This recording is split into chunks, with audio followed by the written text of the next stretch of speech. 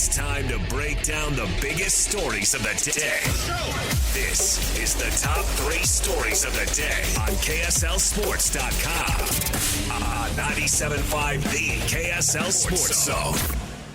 Jake and Ben, 97.5, the KSL Sports Zone. Jake, Scott, Ben Anderson. By the way, I want to say a quick shout-out / apology to Mark. Okay. Who reached out on the Snap Talk. He says, because I was saying that Christian thinks I'm old because Blink-182's hit. I was in high school. Mark says, you are no spring chicken, Jake. I guess the fact that I remember Led Zeppelin from college rather than high school makes me impossibly old, right? Absolutely not, Mark. You are a young man. Don't you worry about it. That was my point, is that I was wrong when I was younger and viewed it that way. Mark, when do you get on Medicare, my man? When does it kick in for you? Is that Medicaid? Medicaid. Medicare's the other one. You wait until you're 65 to retire, or you're going to go to 70 and try and get those extra benefits? Just asking Mark. I don't know. I think Mark's a young man. I'm sure that decision is way in his future. I don't know. See, he was listening to Zeppelin in college. Are you clowning Mark right now? No, I'm just saying he's old. It's not a clown thing. I like you, Mark. Ben doesn't. I like you, Mark. It's not my fault. Yeah. Time for the top 3 stories of the day. KSLSports.com, brought to you by J. Brooks Jewelers. Cherish your love with J. Brooks Jewelers. Explore their expertly crafted engagement rings made from the finest materials. J. Brooks Jewelers. Christian, where do you want to start today?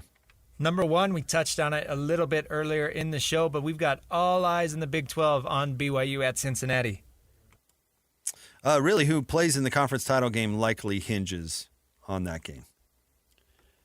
Well, as I've said, I think a strong opportunity for BYU to win this game. I just think they're a lot better than everyone else. I do think we are seeing the cream of the crop really separate itself from the rest of the Big 12. And I think there are 3 good teams. I think there's 1 elite team. And I think BYU and Utah are both really close to each other. And BYU beat them head-to-head, so BYU's better than Utah this year, and I don't think that's crazy to say. But, yeah, I think there is 1 really, really good team in Texas Tech. I think they are everything they were billed to be. And BYU and Utah, and then the rest of these teams I think are going to get squashed. I think the one thing that BYU and Utah and Texas Tech will have is they're really tough. They're really, really tough teams. And I think the rest of the Big 12, as much as we tried to change this narrative or kind of seemed like that narrative was changing, it's a bunch of soft teams. Cincinnati's soft. TCU is soft. Baylor is so soft. And then you look at West Virginia and Central Florida. Maybe Arizona State has a little bit of oomph. Curious to see what Kansas State looks like this weekend, but I think coming into Rice-Eccles has been a buzzsaw for everybody else, so I think they're going to run into that same problem. So I think that's what is the differentiator between the top teams, those 3 that I mentioned, and everybody else in the Big 12. And then the advantage that Texas Tech has is they just have a little bit more talent all over the field. And they paid for it. That's the goal now. If you can pay for it, you can be better, and Texas Tech has paid for it. I don't think Texas Tech is unbeatable, and I certainly don't think BYU is unbeatable. Cincinnati has a quarterback, and they're getting a receiver back, and they're starting running back. And if BYU has a leaky defense, which we've seen at times this year, then it could be interesting for them. So I think their offense needs to move the ball because that's what they're going to have to do if they make the conference title game.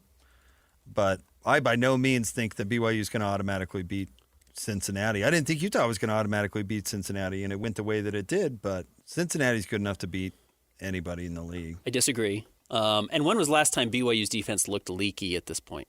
Well, Iowa State, it looks super maybe the leaky. First half against Iowa State? Yeah, it looked super leaky against Iowa State. 2 quarters on the road against Iowa State, including obviously the big touchdown right out of the gate from Iowa State, which was, most of their points. In the first half, they 17 points, so not exactly. But they weren't against Utah. They gave up 27 points in double overtime to Arizona. That's fine. 27, holding a team under 30 is good, knowing that they have to score to extend overtime to get to double overtime. I don't count that game for the offense or the defense for that matter. That game was so weird. You remember the weather? I do, yeah. Yeah, I don't know how much you can take from that game. I disagree that BYU has a leaky They have defense. had a leaky defense. They haven't given up 30 this year. They've given up 30. Well, if Cincinnati moves it, and that's an if. Well, Cincinnati would be the first. If TCU moved it, they would have stood a better chance. And or they did Utah, not. or Yeah, or obviously it's an if. But Cincinnati's quarterback is capable. Maybe. Taking BYU 25 points. Giving BYU by 25. I wish it was a better game. I do. I wish I could sell that this was a better game. It's not. Cincinnati stinks. They're amongst the rest of the Big 12, which I've argued stinks all year. And I think they do stink. I think Utah, BYU, and Texas Tech are really good. I'm glad they all got to play each other. What's next? Number 2, we've got a tale of two Rasputins in Dallas. I spent half my day reading Tim McMahon's article at ESPN.com yesterday. I just joke because it was really long, but it appeared to be very well sourced, Ben. However, I am often at least somewhat skeptical when it comes to anonymous sourcing. But anyway, I thought it was well done. Well, it's worth noting that after Nico Harrison traded Luka, he called Tim McMahon to explain why he traded him. So that is the type of weight he carries in Dallas right now for sure. And Tim is really good at his job, So he had all of this stuff he's talking to is probably directly from the people involved. It reads that way, but I don't know because nobody really put their name on it. So I'm not sure. But it was a good read, and it was an explanation of some things that have been out there. And it starts off with an anecdote about the night the team was sold, which is kind of funny, where Mark Cuban walked around the game telling media, team, everybody, what was his line? The only difference is my pocketbook. Everything else stays the same. Mark had what he calls a handshake agreement that he would basically stay in on the same role, the governor of the team. And the Adelsons would just stay in Vegas or something. They would be the money, and he would be the face. Yep. And while they had a handshake agreement, none of that happened. Well, that's what Mark told everybody. And that's actually key because Patrick Dumont showed up the next day and talked to the team, and he said, I'm running stuff, and Mark's cute, but there's a new sheriff in town. So Mark told everybody he was still going to be in charge. That's not exactly what Patrick Dumont said. Right. No. Say it the other way again. Dumont. I liked it. He's one of the three musketeers. Patrick Dumont. That's what he said. So anyway, from there, all of a sudden, Ben, there was a battle of the Rasputins. Mark Cuban went from owner to potential Rasputin, and Nico Harrison wanted to be the new Rasputin for the new owner, who, by the way, reads in this piece like he has no idea what he's doing. Or at least that's the impression that I came away with. One of the Ishbia types. He was like, I'm going to be making decisions now, and then just has no clue what they're doing. And so the whole story is really about a purse fight over who Patrick Dumont is going to listen to. Yeah. And Nico throws Mark Cuban under the bus for losing Jalen Brunson and then making a trade for Christian Wood, who apparently Jason Kidd didn't want, and Nico didn't want to do it. And it didn't work out at all. But Mark was like, these are the moves for us. And the Nico perspective is that Mark would come in and out of the picture. And 1 week he cared and wanted to do everything, and 1 week he didn't. So Nico goes up to Patrick Dumont and says, Mark has no idea what he's doing. Listen to me. Let's do what I want to do for a little bit. And then he made those trades for Daniel Gafford and PJ Washington. And then Dallas goes to the finals. And so Nico, at this point, completely pushes Mark Cuban out of the room to the point where Mark is just, how did Tim describe it? A glorified season ticket holder. Can't even get Dumont to pick up the phone. Yeah. Because Nico is the official Rasputin. Then comes the Luka Doncic trade, Ben, where Nico comes to Patrick and says, we're doing this. We got to do it in the middle of the night. We got to do it in total secret or it's not going to happen. And Dumont now at this point has total faith in Grima Wormtongue. He's like, yes, I will do this disastrous move because I don't have a better angel telling me Nico once lost Steph Curry from Nike because he's an idiot. By the way, very strange that right after Nico got fired and left, Steph left Under Armour and is wearing Nikes right away. He's going to be a Jordan guy, right? Coincidence. I'm sure it's a coincidence, but I really thought that was a funny thing to be like, I'm going to go back to Nike now after Nico gets fired and everyone sees what a clown he is publicly. That's the moment I'm leaving Under Armour. I didn't even put those pieces together. That's It's brilliant. a I hope it's related. But it's very funny. Anyways, neither here nor there. I hope it's related. So then Dumont doesn't know any better, and he backs Nico throughout all the fallout from the Luka Doncic trade.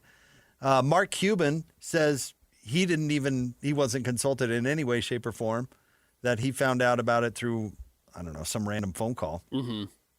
Now, Ben, what happens?